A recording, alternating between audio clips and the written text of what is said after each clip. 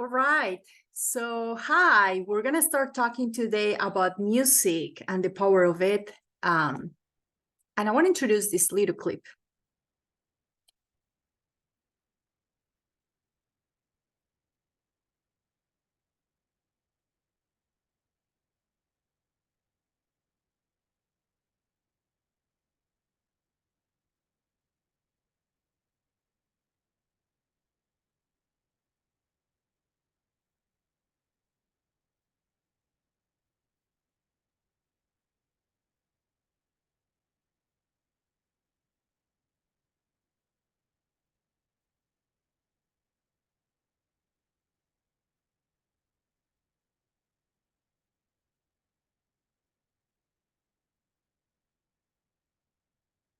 Mhm.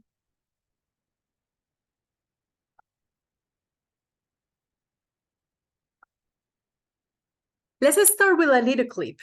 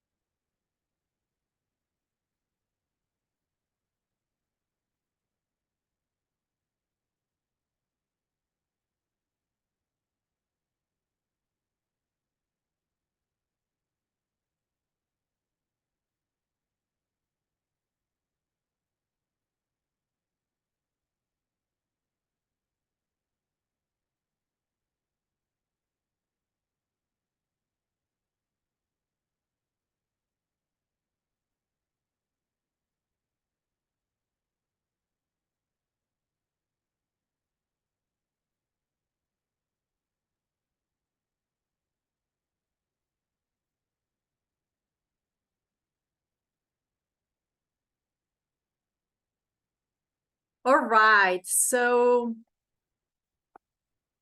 what is this? The power of music, the power of notes, music impact on emotions and decision making. My name is Isabel Treidl. And today I want to share with all of you the relevance, some studies and some conclusions about the power of music, specifically talking about consumer behavior.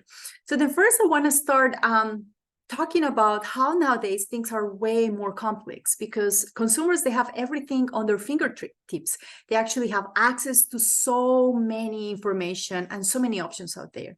And this is known as the paradox of choice, which means we can get easily overwhelmed with all these options. So then in this order of idea, we need to tap into more tools. We need to know how to stand out. And music is a relevant element to do that. It has multiple functions and factors. It can attract attention. It can convey a message directly or indirectly. It can help us reviving some emotions, and it can be memorable by triggering something on us. This is something that it may lead to brand recognition, to brand loyalty, by being persuaded and buying a product.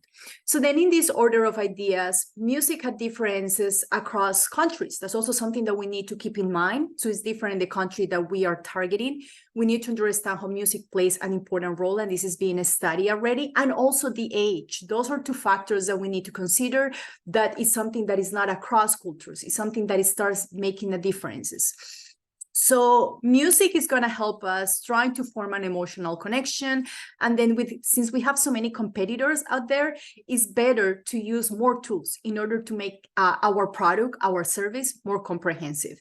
So then the invitation today is try to reflect a little bit about what is happening in our brain when we are listening to music with a familiar or not familiar song. Then later we're going to explore a little bit about the emotions. And then finally, we're going to learn a little bit about the implications of music when we're purchasing and we're in a context. So here, the first study that I want to share with all of you is a study that is talking about the neural correlates of familiarity in music. So then this was a meta-analysis, which is really nice, is because it took different analysis from 23 research. We can see them here in the table. And this research, they use different methods. They use functional magnetic imaging. They use PET, which is called like brain positional emission tomography. And finally, they use the ERP, which is an event-related potential. What they did is that it actually realized that all these 23 research, they were not statistically conclusive. So then they get rid of some of them. And at the end, we only work with 11. And with those 11, they actually found out that in 212 participants, some areas of the brain, it was consistent what it was being activated when people were listening to familiar and not familiar songs. So here I want to share with you some of the findings of what happened with our brain. So as we can see, there are some areas that are being activated. So then we can see the superior front gyrus, the insula, and the cingulate serous. And what is happening here is that with the familiar, it was a way of reinforcing the idea that the area that is being activated is the left superior frontal gyrus, which is actually the area that is associated with retrieval. So then that's when something is familiar, you come back into those memories. And the second part that it was activated was the vertebral lateral nucleus, which is actually more associated with motorius, with motor and synchronization. On the other hand, which is really interesting and fascinating, is that the areas that were activated when the songs were not familiar, it was an area that it was more connected to emotions. And then is the cognitive and emotional area that is primarily activated in the insula. We can see it in the bottom on A. And that area, that was the primary activated. And the second area that it was activated is an area that is the cingulate cortex. And that one actually is associated with the salience, emotional salience. So then again, we see here how emotions, even though it's not familiar, start kicking out there when you're hearing to certain type of music. What are the limitations of the study? Significance after multiple comparisons corrections. So these studies have to make some corrections. Also, they need more studies because this is just 23 research. Out of the 23 research, they have to reduce it. And it was something heterogeneous with this task and the stimulus. They were not same stimulus. So then it's different when you are comparing the PET, ERP, and functional magnetic resonance. They have like different ways of being analyzed. And then the inclusion of musicians. So some members here that participated in the study, they were musicians. So then they were bringing already some knowledge with the retrieval information that it may be creating some type of biases. But moving forward, learning how this music can be translated into just something that we recognize and we have feelings for, how this is actually affecting in every single daily life. And with this in mind, there was another study that I want to share with you. And this is a study of using experience sampling to explore emotional responses to music, factors involving the listener, the music, and in the context. So then here we're actually evaluating different variables, and they were actually evaluating how the music is used in a way that the participants, they were given some palm top, which is actually something that you can collect the data in real time, and then you can bring the stimulus. So then over the period of 2 weeks, 32 college students from 20 to 31 years old, they were they were actually using the palm C22, which is a type of palm top, and it was bringing some signals. So then the way that it was coded is that it was giving some signals 7 times a day, and it was doing it in a random intervals. And the way that they used to collect the data is that after the stimulus, the respondents, the participants, they were answering some questions about the feelings, what type of feelings they start experiencing during the episode. And what it was interesting is that they also connect this with the traits, with the personality of all the participants. So then in order to do that, an NEO-PR questionnaire was done of personality traits. So then they were trying to evaluate if there was a correlation between the emotions and the personality of all the participants. So with the findings, they revealed that it was music was present in 37 of the moments. 64 of those instances, music had an impact. And then the impact, it was creating an emotion. Positive emotions were happiness and nostalgia were the ones that they were more common experienced by the participants. Some negative emotions such as anger, boredom, and anxiety, they were actually more connected when there was absence of music, which is really interesting. Some of the limitations. Again, with the study, this study has some limitations with the sample. So then with the sample is a really small sample. We're talking about college students. So then again, it cannot be representative. We also need like certain type of questions that we can actually bet if there is also musicians, people who are more inclined. But the key findings is the prevalence of specific emotions are also influenced by various factors. So it wasn't just the emotion, but also the context. And also the fact that the familiarity, in most of the cases, more than 60% of the cases, participants were allowed to choose the music that they were going to listen. So then that also plays an important role to keep in mind. Emotions is there, but also context and also familiarity when choosing what we want to hear. Moving forward, if we take this knowledge of what is happening in our brain and what is happening with our emotions, and then we put it into context, we bring it into the shopping experience, what is happening?